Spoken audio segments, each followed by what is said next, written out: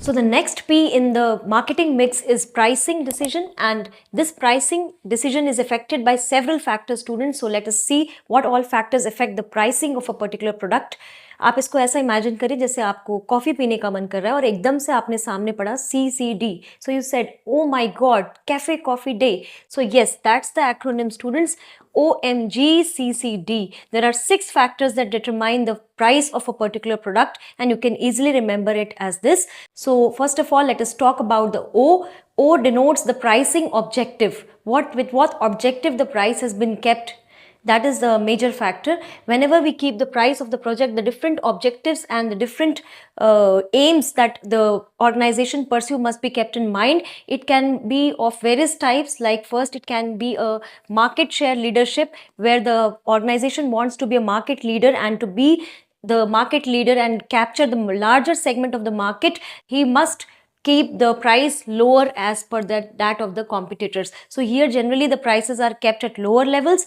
Second strategy might be surviving in a competitive market, that already the market is very competent, and just in order to survive they will again be keeping it as par at with their competitors, so there will not be any option to enhance the price as per the need. And third can be the product quality leadership. In this particular point, the firm may think of raising the prices as charged due to high quality and high cost involved in R&D. So on these basis that they have brought up a differentiation in the quality, they can charge higher prices, being quality leadership. So these can be the different pricing criteria with different aims and objectives in mind. So first is O for objectives. Then M stands for marketing methods used, students. In marketing methods, as you know that there are 4 P's of marketing.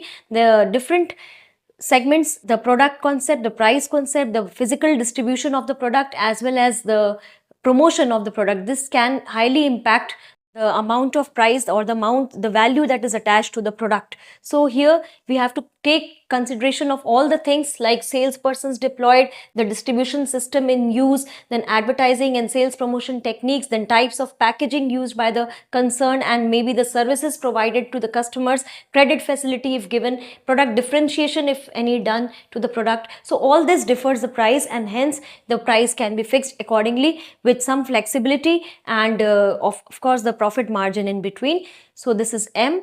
Then we have G. G is for government regulations and legal concerns attached with this, because sometimes government interferences are also need to be seen whenever there are essential commodities that government fix up the prices and there is no control of the firms in the larger interest of the people. So to protect the interest of public, the unfair trade practices, against this the government comes up with an interference and regulate the prices of the commodities. So according to the governmental norms, at that times the prices need to be kept. So there have been a beautiful example of some medicine strip where the government has put the control and on the price of the drugs. So accordingly the firm need to be keeping its pricing strategies, and it cannot charge exorbitant price for the product. So this is all about OMG. Now let's talk about CCD, students. C standing for competition, the level of competition in the market. Higher the level of competition, the more will be the neck-to-neck fight in the market, and therefore the price will have to be kept competitive, and lesser degree of flexibility to be enjoyed by the firm, because there is a lot of competition and prices must be kept at the lower level in order to survive the given competition in the market. So like this, another C we have kept for the cost. No doubt cost is an important factor in deciding the price, because all the costs need to be recovered in order to fix up the price of a particular commodity. Otherwise there's no point going in losses and not even working in the break-even point. The customer must be charged something extra in the form that lends some profit to the concern.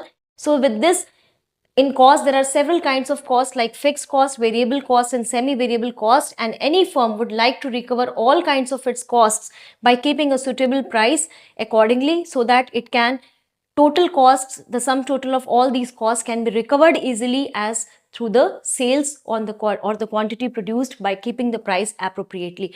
Last but never the least is the D, demand function, where the higher demand, you have already read this in economics, higher the demand the more will be the price, and lower the demand the less will be the price, keeping other factors as constant. So intensity of demand and utility for The product also determines its price.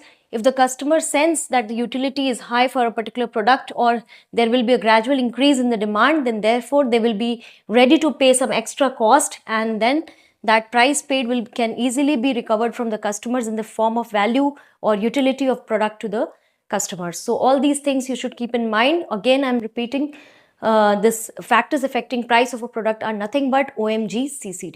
The last P being the physical distribution factor, the 4 Ps of marketing mix, students. Now here physical distribution, the very well diagram is shown here, where there are intermediaries in between the producer and the consumer. Where there are two players in between, we can say that this is a two-level channel. When there is only one player in the form of retailer, we can say it's a one-level channel. And whenever there are other players like agent also in between, then this channel becomes three-level channel, with the story starting from producer to agent to wholesaler to retailer and to ultimate consumer. So this is the channels of distribution. Now let us see a few components that affect this channel of distribution, components of physical distribution. Very, very important. Sometimes it has come in the exam as well. So you can easily remember it as over the wicket, OTWI. These are the 4 components given in the book for physical distribution, where O stands for order processing. Here we are talking about the processing of the order, because it largely impacts the goodwill of the firm. The orders must not be late or must not go wrong to the customers, because that way the goodwill and reputation of the firm will be at stake, and it will really hamper their reputation in the market. So therefore any business must be concerned about order processing in the right manner, and that too with right quantities, the right specifications as demanded by the customer, and that too well within the time. So this is the first step of order processing. Next in line becomes transportation of the goods, because ultimately the goods have to be utilized at the point of sale. So from point of production to point of sale, this journey has to be determined by the manufacturers, and they must carry their products to the markets so that they can easily be taken there by the customers. Then next in line is W, that denotes warehousing. Warehousing means storing and keeping the goods for the meantime in order to avoid the hindrance due to the time gap between the production and the consumption activities. So warehousing is necessarily used to store the goods in a proper condition, away from all the rodents and pests, and they can be safely stored there without any harm to the goods, so that whenever they are in demand, they can be released from there and sold into the markets. The last one being I, denoting inventory control, which is also a very important factor, because inventory have to be maintained. Level of inventories need to be checked continually in the business, because as we know, the very nature of business, student, is its continuous nature. So there should not be any discrepancy in this ongoing process, and the level of inventory must not be too high, neither it should be too low. It should be all the time, it should be well maintained. The cost of carrying, because if the inventory will be high, then cost of carrying will also go up, and on the other hand, if the inventory will be lacking or it's out of stock, then it is also a shock to the business in the form of harm to the goodwill. So at any time, the stock of goods, the level of inventory must be well maintained by the business to ensure customer satisfaction. So these points you should remember as components of physical distribution over the wicket, or OTWI.